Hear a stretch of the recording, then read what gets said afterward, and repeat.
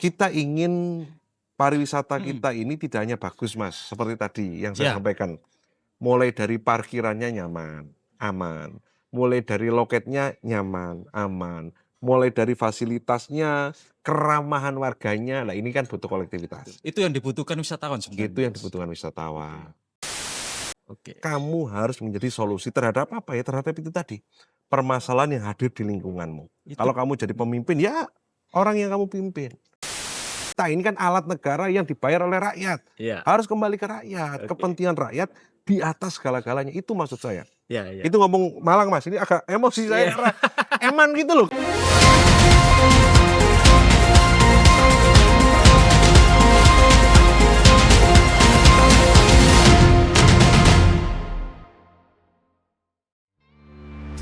Haji Husni Mubarok, SH, MM, MH. Lahir di Malang, pada tanggal 8 Desember 1983, Husni Mubarok adalah sosok pemimpin muda yang tumbuh dari akar pendidikan dan perjuangan. Perjalanan akademiknya dimulai dari MI.NU Rejoyoso Kepanjen, berlanjut ke SLTP Negeri 4 Kepanjen, dan SMU Negeri Kepanjen. Ia kemudian menempuh pendidikan tinggi di Universitas Merdeka Pasuruan, meraih gelar sarjana hukum. Tak berhenti di sana, semangat belajarnya membawanya menimba ilmu di Universitas Profesor Dr. Mustopo, Jakarta untuk meraih gelar Magister Manajemen, serta gelar Magister Hukum dari Universitas Bung Karno, Jakarta. Dengan tekad yang kuat dan komitmen terhadap pengabdian, Husni Mubarok telah menapaki berbagai peran strategis dalam dunia organisasi dan politik. Sejak tahun 2008, ia aktif di pimpinan pusat IP Ansor, dan pada tahun 2012 hingga sekarang menjabat sebagai Kepala Departemen. Di tahun yang sama, ia juga dipercaya sebagai Ketua DPP Partai Gerindra, sebuah amanah yang terus ia emban hingga kini. Tahun 2014 hingga 2019, ia menjabat sebagai Kepala Asisten Kerjasama Satkornas Banser. Kemudian pada 2015, ia didapuk sebagai tenaga ahli Komisi 4 DPR RI, sembari terus aktif sebagai Ketua DPC Partai Gerindra Kabupaten Malang. Dan kini, amanah rakyat Jawa Timur kembali ia emban. Untuk periode 2024 hingga 2029, Haji Husni Mubarok menjabat sebagai pimpinan Komisi B DPRD Jawa Timur, membawa suara masyarakat menuju kemajuan dan kesejahteraan bersama.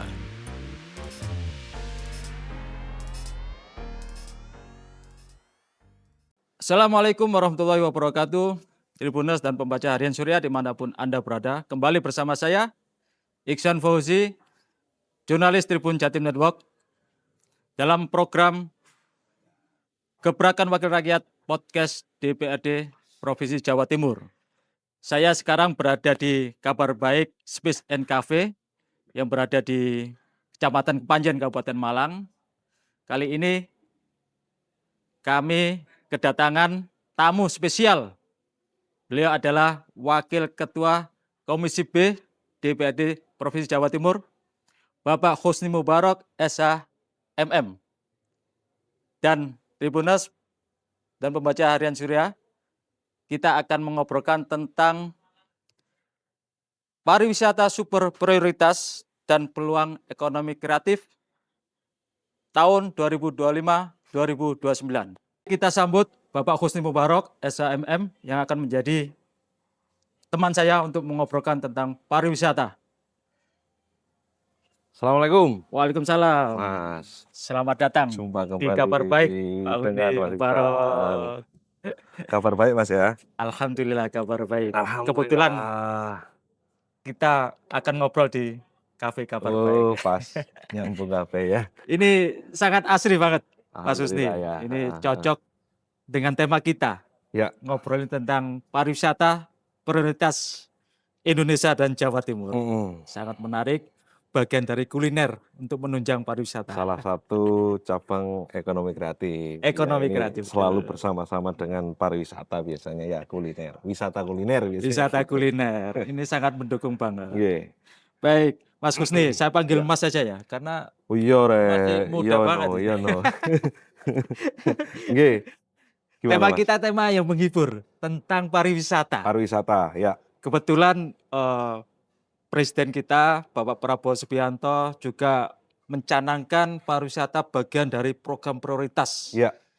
Dan kebetulan lagi nih Mas Husni, Gimana, Mas?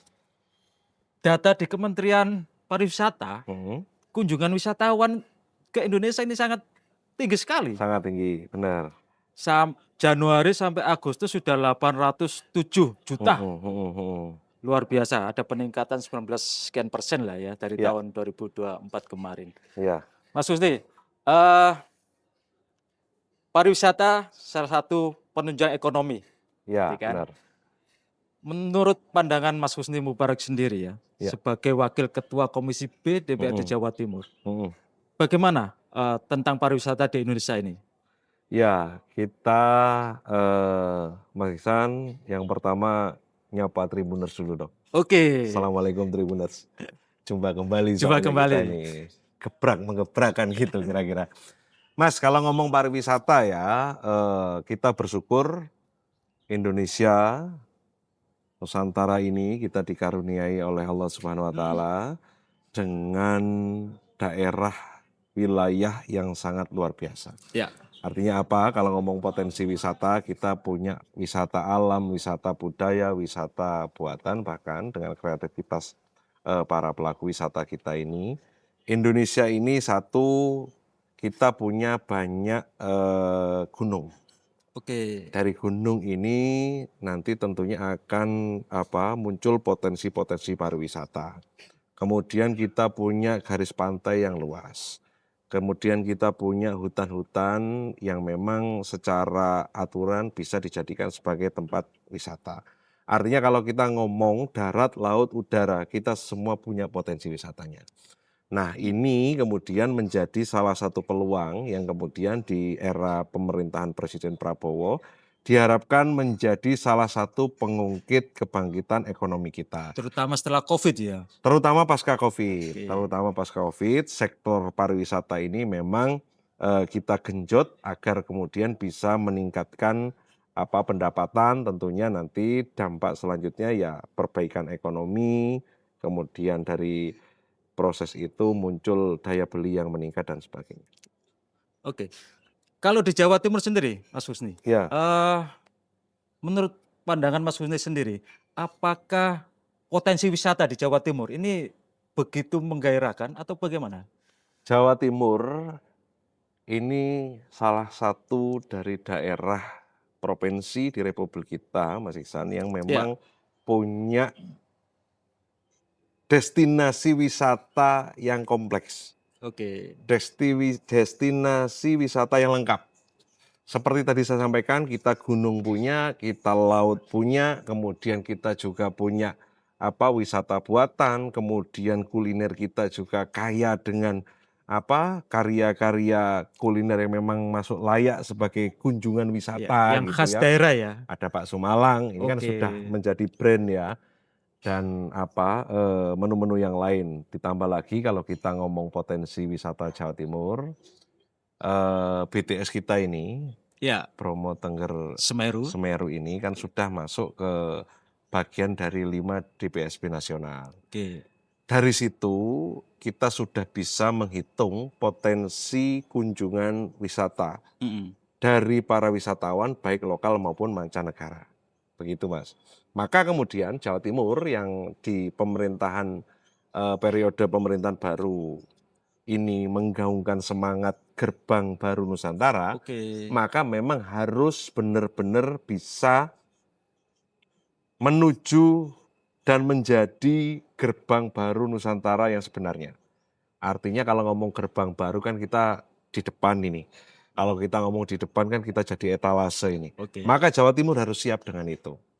Saya kira ini akan melengkapi potensi-potensi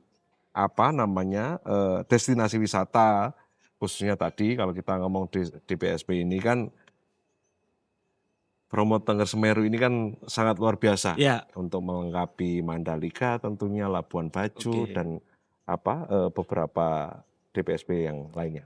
terutama banyak wisatawan dari luar negeri ya Mas ya. Terutama Wisma. Wisman sudah banyak ke sini ya. Sudah banyak, sudah banyak. Jadi kalau kita ngomong wisatawan mancanegara, akhir-akhir ini tidak ngomong hanya tentang Bromo. Oke, Banyak yang sudah mulai ke wilayah timur, Banyuwangi.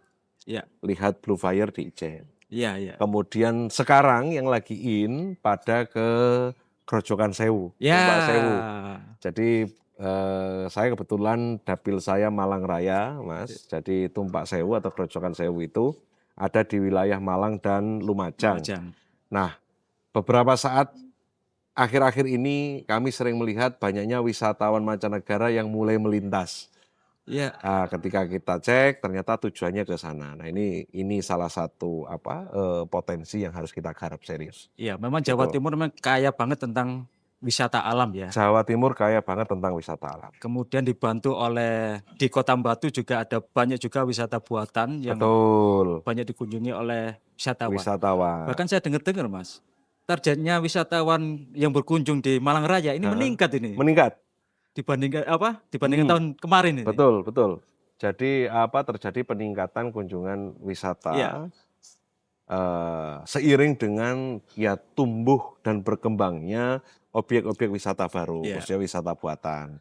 Nah, ini yang kemudian menjadi salah satu concern dari pemerintahan, bagaimana kemudian tumbuhnya destinasi-destinasi wisata baru ini seiring sejalan dengan pembangunan infrastruktur lainnya. Seiring sejalan dengan program prioritas pemerintah. Dalam hal ini Presiden Prabowo, sehingga nanti akan secara komprehensif manfaatnya itu dirasakan oleh masyarakat. Masyarakat ya. Itu. Terkait dengan ini Mas, sumber daya manusia sendiri, Ya, ya kan, tentunya kan karakteristik di masyarakat kita masih masyarakat desa, ya. ya kan, butuh lebih cepat beradaptasi Mm. dengan wisatawan yang dari berbagai daerah. Ya, Nah, itu bagaimana benar. Mas? Ya. Menurut Mas Kusni ini? Ini salah satu tantangan yang ini juga serius kita bahas dengan melakukan pendampingan. Pendampingan apa? Pendampingan terhadap destinasi-destinasi wisata, terutama yang yang berbasis lokalitas, desa wisata atau wisata-wisata yang Ya, ya. memang ini harus ditingkatkan sumber daya manusia pengelolanya. Oke. Jadi kita ada program untuk peningkatan kapasitas pemandu wisata itu ada. Oke. Agar apa? Agar kemudian seperti tadi yang Mas Ihsan sampaikan, wisatawan yang datang baik dari dalam maupun luar negeri dengan budaya, mungkin bahasa, mungkin habit yang berbeda, didampingi oleh pemandu sehingga bisa tetap nyaman gitu. Oke. Misalnya kan pasti ada perbedaan bahasa, Ya. perbedaan kultur dan sebagainya. Nah, pemandu wisata termasuk kemudian sumber daya manusia pengelola pariwisata itu sendiri, ini yang kita siapkan pelatihan-pelatihannya. Kita latih agar kemudian itu tadi bisa melayani, bisa memberikan servis. Ini kan pariwisata kan kita yang paling inti kan ngomong jasa, Mas. Oke, ya. Iya kan? Ya, Ngomong betul. jasa ini kan masalah pelayanan. Masalah wisatawan itu datang tidak hanya kemudian dapat objek wisata yang baik, tapi misalnya hospitality, pelayanan, kemudian bahasanya pariwisata itu amenitas ya. Jadi bagaimana kemudian hospitality-nya, penyediaan Penginapan juga penginapannya, kemudian toiletnya misalnya bersih atau tidak dan sebagainya. Nah, termasuk kemudian keramahan dan keamanan. Oke, ya ini yang penting ini. Ini yang penting. Penting. Saya sering mengulang-ulang ini, Mas. Kenapa? Dari kita kecil kenal Jogja, kemudian berkali-kali kita ke Jogja, Oke. tapi nggak pernah bosan. Ya kan? Ya. Udah ini sudah masuk di mindset kita. Kita mau wisata kemana ya? Pasti muncul Bali, muncul Jogja. Nah, demikian juga Bali misalnya. Ya kita saya misalnya ya lulus SMA dulu ke Bali, kemudian bulan madu ke Bali. Hampir kemudian rata-rata liburan juga ke Bali. Nggak pernah bosan. Karena apa? Karena ada mindset yang kemudian terbentuk. Yang pertama selain daerahnya bagus, destinasi wisatanya bagus, kemudian hospitality-nya mendukung, penginapan hotel apanya mendukung. Kemudian aman dan nyaman. Aman ya. Aman ini penting. Kita merasa aman dan nyaman. Demikian juga kalau ke Jogja, keramahan dan sebagainya. Nah, hal-hal baik ini yang kemudian perlu ditiru oleh Jawa Timur di objek-objek wisata ini Karena hari ini wisatawan itu tidak hanya sekedar datang untuk melihat objek wisata, Ya, tapi butuh ada experience namanya, butuh ada pengalaman. Pengalaman lain daripada melihat objek wisata itu misalnya itu tadi, ternyata enak loh kalau kita berkunjung ke Tanjung Penyu, toiletnya bersih, orangnya ramah-ramah, ya, ya. terus di sana nggak dipungut parkir lagi loh kalau kita sudah bayar karcis masuk dan sebagainya. Lah ini kan pengalaman.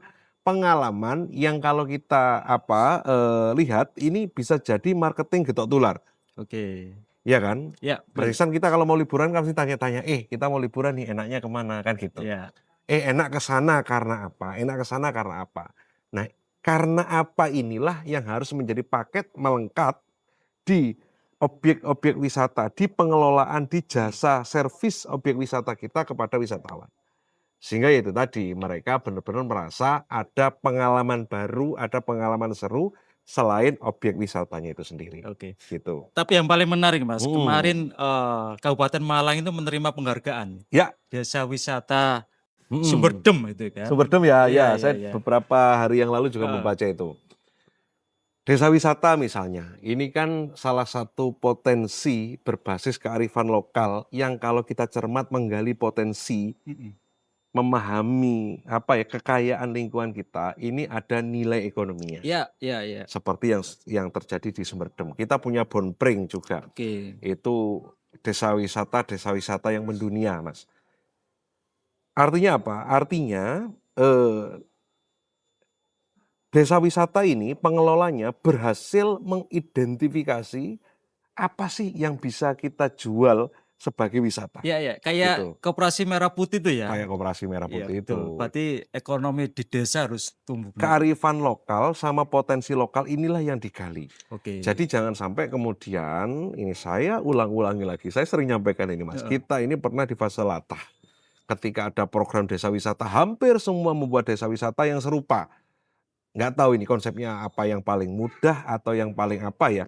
Hampir semuanya bikin kolam renang misalnya. Ya. Pemandian umum gitu misalnya. Nah kalau kemudian satu kecamatan ada 10 sampai 15 desa yang semuanya bikin pemandian. Lah terus yang mau berkunjung siapa?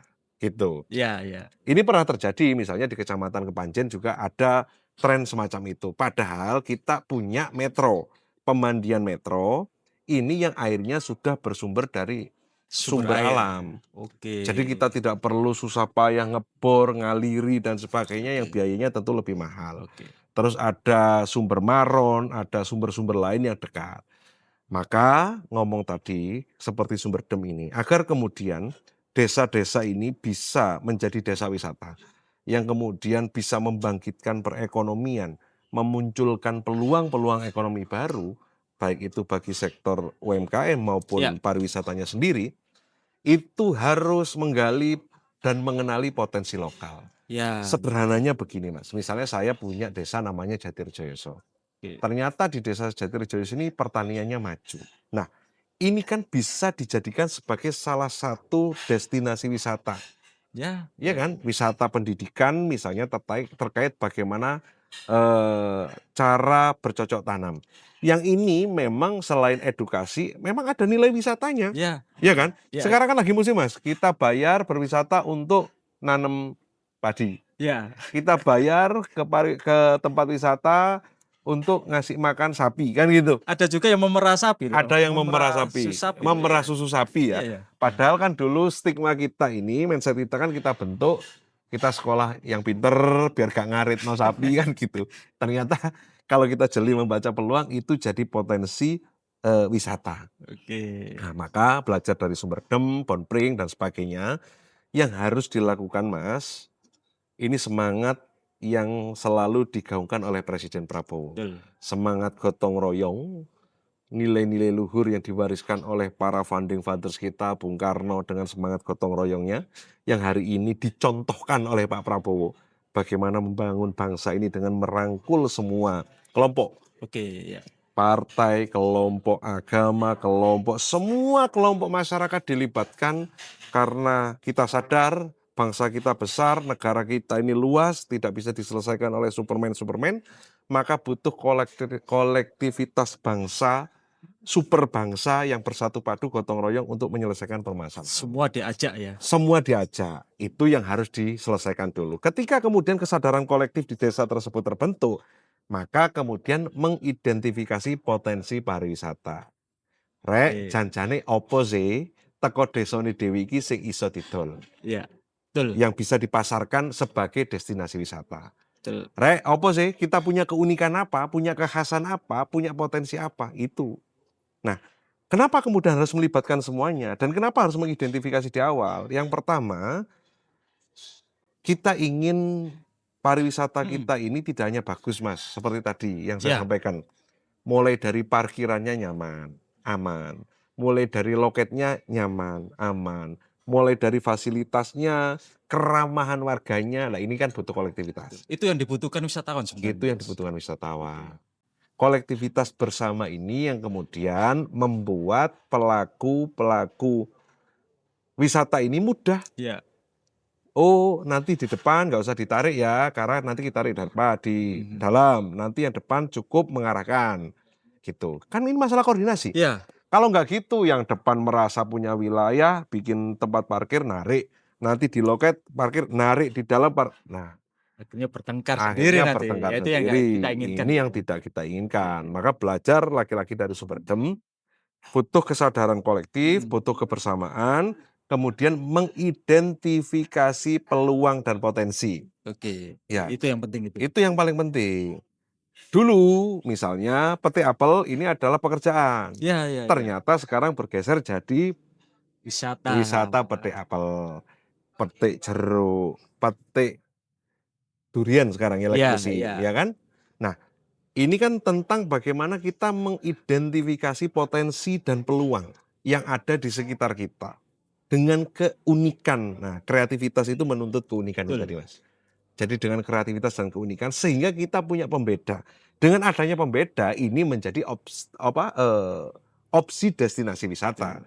Kalau sama ini kan ya kan persaingan jadi ketat, akhirnya saling itu capek. Tapi kalau kalau di desa ini kuliner, kalau di desa ini ada kita lihat jaranan, di desa ini kita lihat air terjun kan seneng kita keliling ya. Makanya ada ekonomi kreatif itu ya. Makanya kemudian Butuh kreativitas muncul ekonomi warga, kreatif yang mengiringi dari potensi wisata yang ada ini. Artinya dengan kemudian muncul objek wisata, tentunya kan diikuti ada UMKM ini. Sektor-sektor industri kreatif yang tumbuh. Kemudian penjual souvenir, Oke, ya. kemudian penjual makanan khas dan sebagainya. Ini kan satu rangkaian yang nanti akan bersama-sama membangkitkan potensi ekonomi kita. Baik, Mas Husni, itu Ya. tadi kita lihat dari sisi wisata alam dan yang dikelola oleh masyarakat. Ya. Sekarang menuju ke pariwisata yang prioritas. Menjadi prioritas salah satunya adalah Bromo Tengger Semeru ini. Ya, BTS ya. Jadi saya kira orang tidak meragukan lagi lah Ya. yang namanya BTS ini kan Ya. keindahannya alamnya. Kebetulan saya juga pernah ke Puncak Semeru nih, Mas. Gitu ya. Bagus banget di Ya. sana, betul. Kalau Mas Husni sendiri melihat hari ini infrastruktur ke arah sana sudah baik atau bagaimana? Kalau diomongi baik ya memang selalu butuh peningkatan. Oke. Karena apa? Karena seiring dengan peningkatan kunjungan. Ya, ya, ya. Satu, kemudian ya kita harus memaklumi bahwa Semeru ini adalah gunung berapi yang masih aktif. Oke. Sehingga memang ada aktivitas vulkanik yang memang ini kemudian menuntut kita untuk memperbaiki kembali infrastruktur menuju ke sana. Gitu.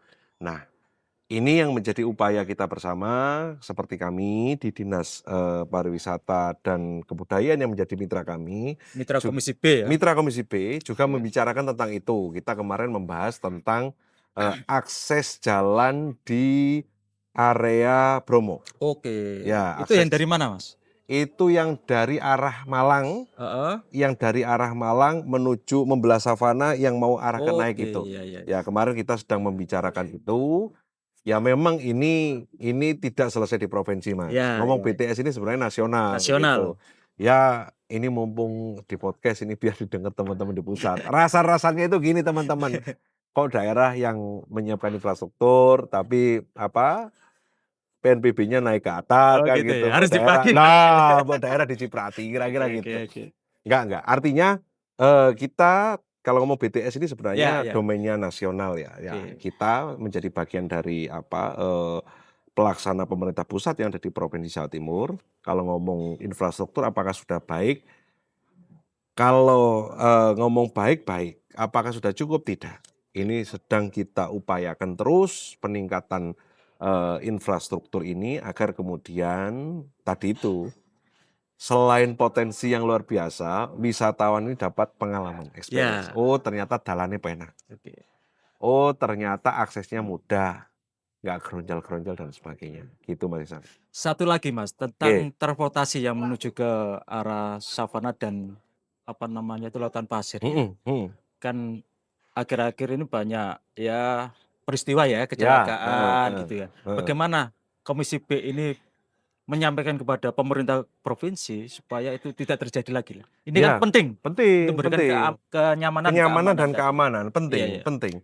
Jadi kami minta kepada dinas sebagai apa eksekutor teknis ya, Iya, sebagai bagian dari eksekutif, ini untuk hadir memang mendampingi di proses penyelenggaraan pariwisata ini dengan apa?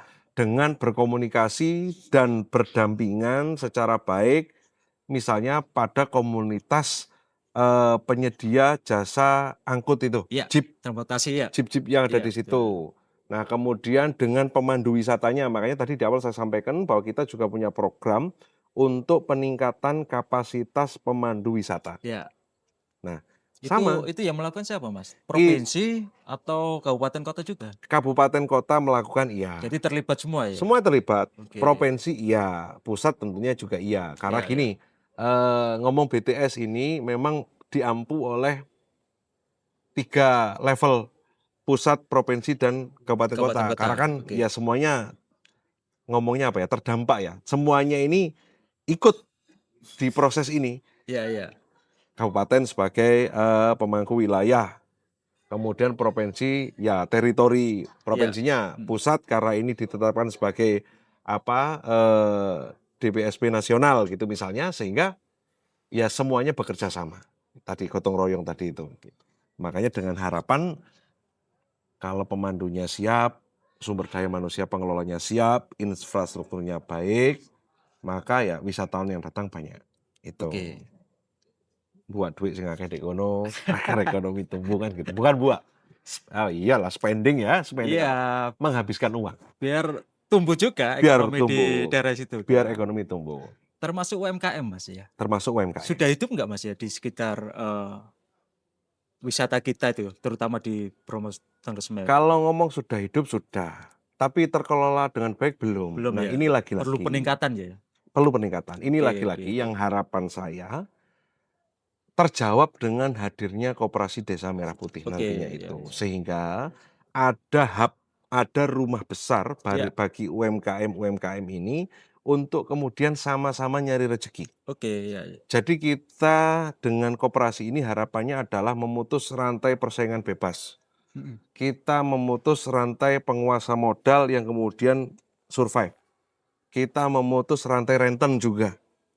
Harapannya dengan Koperasi Desa Merah Putih ini bisa menjadi ekosistem salah satunya nanti yang akan berdiri di potensi-potensi objek wisata kita ini untuk menaungi para UMKM di situ. Ya. Gitu. Sehingga ya para pelaku UMKM ngomongnya adalah produksi sudah. Ya, Sudah ya, nggak ya. ngomong nanti masarkannya gimana, nanti apa modalnya dari mana dan sebagainya. Jawabannya ada di koperasi Oke, tadi itu. tapi tentu perlu peranan intervensi dari pemerintah daerah untuk Ya, memberikan space ya betul. bagi produksi-produksi dari para UMKM itu kan. Betul, kami di provinsi melalui Dinas Koperasi dan Oke, UKM dan Dinas Perindak juga melakukan pelatihan-pelatihan, Mas, pelatihan-pelatihan untuk pemberdayaan, peningkatan kapasitas sumber daya manusia wirausaha baru. oke, Kemudian pendampingan terkait pengurusan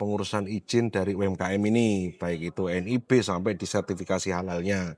Kemudian juga melakukan peningkatan kapasitas produksi dan memberikan alat ekonomi produktifnya. Oke. Ya tujuannya lagi-lagi agar kemudian UMKM ini bisa bangkit sehingga seiring sejalan dengan kita kali ini ngomong pariwisata, Ya. ketika pariwisatanya ini sudah siap, infrastrukturnya ini ada, pengelolaannya ini juga menjadi terpadu dengan peningkatan-peningkatan tadi. Oke, saya kira dengan Koperasi Merah Putih itu bisa menjawab.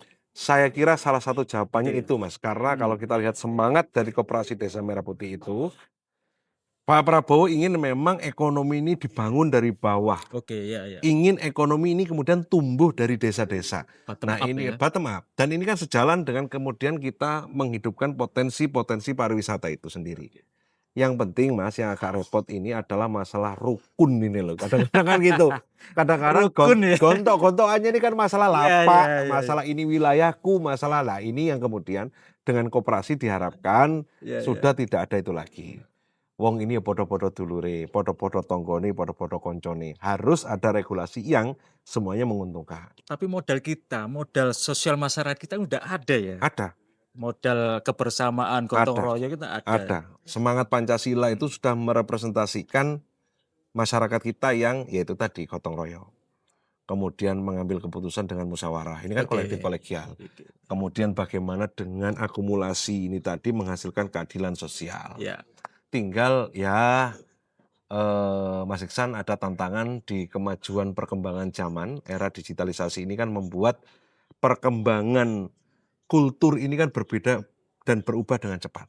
Ya, Nah ini yang harus kita kontekstualisasikan agar kemudian nilai-nilai dari Pancasila, undang-undang ini tidak dianggap ketinggalan zaman gitu. Ya, betul. Itu sih. Agar kemudian modal sosial, bonus demografi, kerukunan kita, terus gotong royong kita ini menjadi kekuatan yang punya dampak ekonomi. Mm-mm. Kekuatan yang bisa menghadirkan keadilan dan kemakmuran secara merata. Oke. Itu. Mas, terkait dengan promosi sendiri ya. Ya. BTS ini kan, walaupun tidak dipromosikan juga terkenal sebenarnya ya. Sangat Tapi terkenal tetap ya. apa ya, promosi kebaikan itu kan tetap.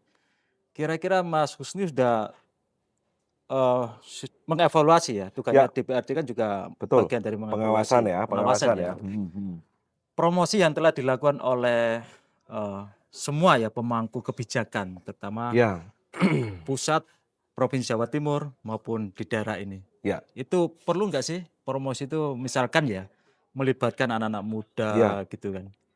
Sangat perlu Mas Iksan. Jadi kemarin hasil dari fungsi pengawasan kita dengan kunjungan-kunjungan kerja yang kita lakukan, itu kita menarik kesimpulan bahwa harus ada pergeseran model promosi kita. Oke. Dari promosi yang kemudian melulu offline, ini harus mulai bergeser ke wilayah yang digital ya? Online itu tadi. Terus kemudian dengan melibatkan konsultan dan influencer misalnya. Melibatkan sekarang Mas, apa namanya itu kalau di TikTokers itu yang apa namanya? Afiliator ya? Afiliator. Ini kan sebenarnya hal yang biasa tapi ini punya potensi sebagai pekerjaan ternyata hari ini. Ini kan biasa kita ngomong karena kan banyak orang seneng ngomong di depan kamera apa dan sebagainya. Ternyata sekarang punya nilai.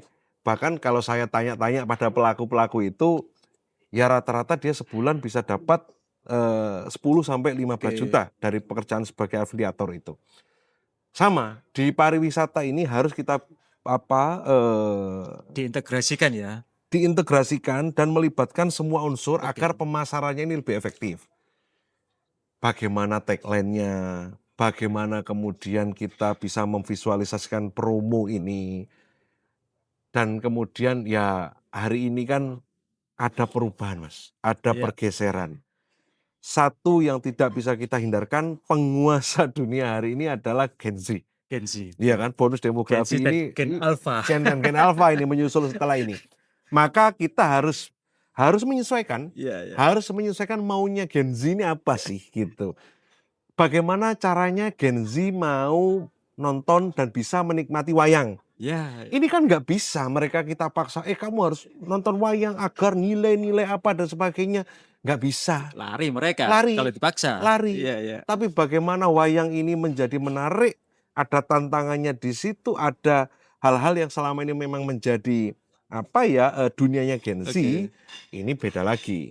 Gen Z, reog ini bagus loh. Lah kalau kita suruh nih lihat reog lek-lekan gitu aja ya, nggak bisa. Nggak bisa ya. Nggak bisa. Oke. Maka itu tadi perlu kemudian berkolaborasi.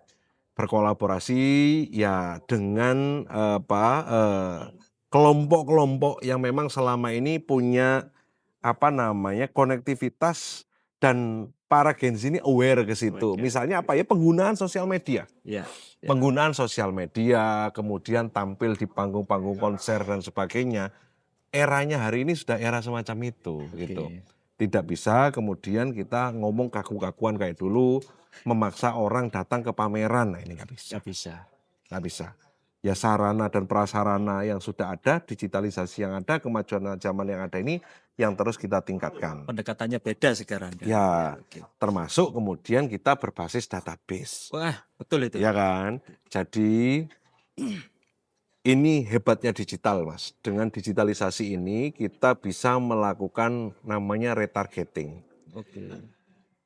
Orang-orang, wisatawan-wisatawan yang datang, kemudian kan pasti dia berinteraksi, pasti dia mengisi data apa dan sebagainya, sehingga kemudian pariwisata kita punya database. Lah inilah kemudian yang akan kita informasikan tentang potensi, tentang promo, tentang kegiatan-kegiatan yang ada di pariwisata kita. Sehingga relate kembali lagi dia akan datang dengan pemasaran-pemasaran yang efektif itu Oke. tadi. Mas, Oke. langkah strategi apa Mas yang sudah dibuat oleh DPRD Jawa Timur dengan pemerintah provinsi dalam rangka memperkuat pariwisata super prioritas ini? Ya, dalam rangka memperkuat pariwisata di Jawa Timur, Iya. kami bersama Dinas Pariwisata salah satunya menyelenggarakan kegiatan-kegiatan untuk mengapresiasi dan menghidupkan kesenian-kesenian dan kebudayaan-kebudayaan yang ini punya nilai, Oke. yang ini punya kekhasan, yang ini punya keunikan, yang ini apabila dibungkus menjadi potensi pariwisata Ya. yang luar biasa. Nah ini hari ini sudah mulai kita jalankan program itu. Jadi Komisi B bersama Dinas Pariwisata menyelenggarakan kegiatan apresiasi bagi Ya. para pelaku seni dan kebudayaan. Kita juga menyelenggarakan pertunjukan-pertunjukannya. Harapannya apa? Sekali lagi, Mas, ini adalah kekayaan kita. Ini adalah kekayaan khas kita yang hari ini memang agak redup ya.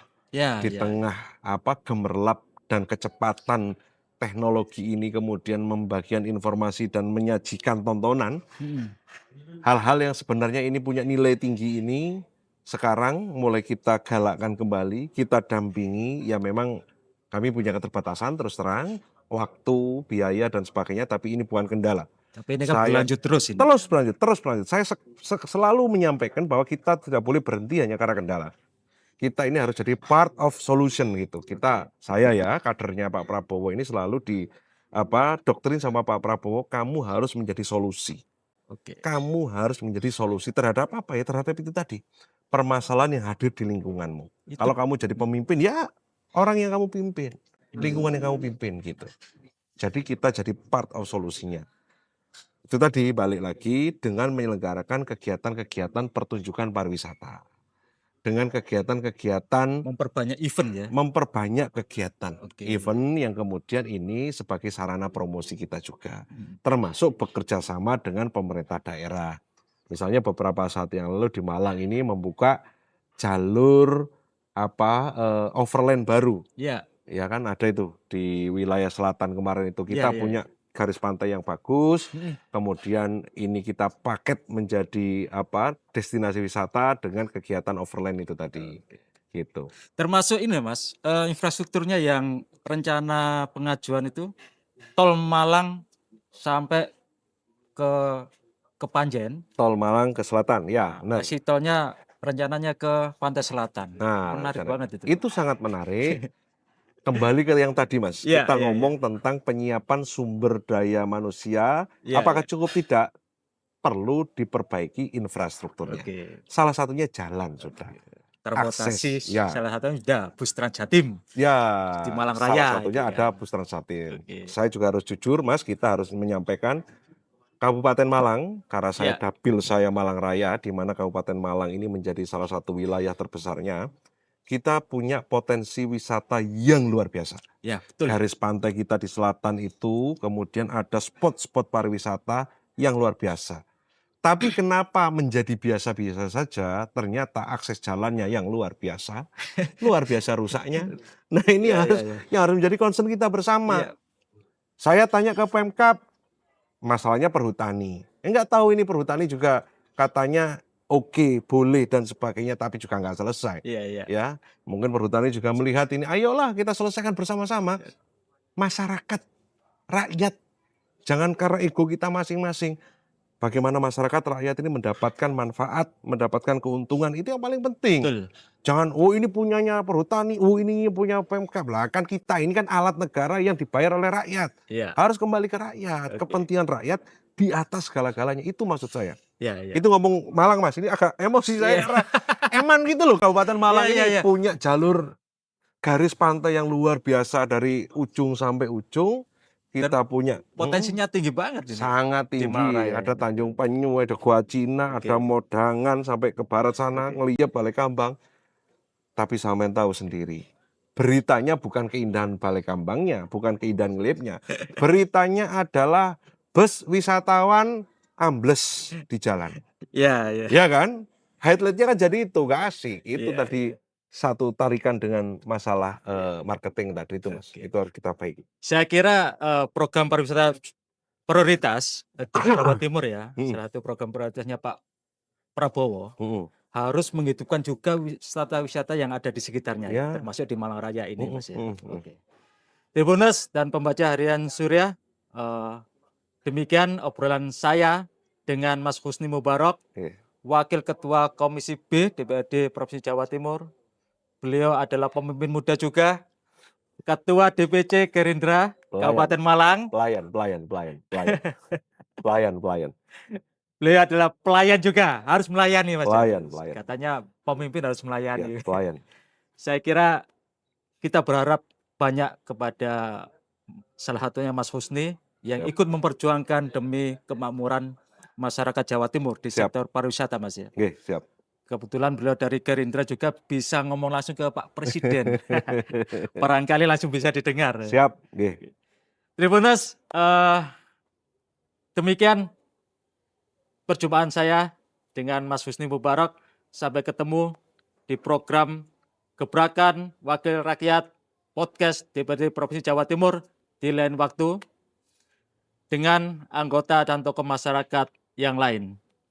Terima kasih. Wassalamualaikum warahmatullahi wabarakatuh. Terima kasih. Terima kasih.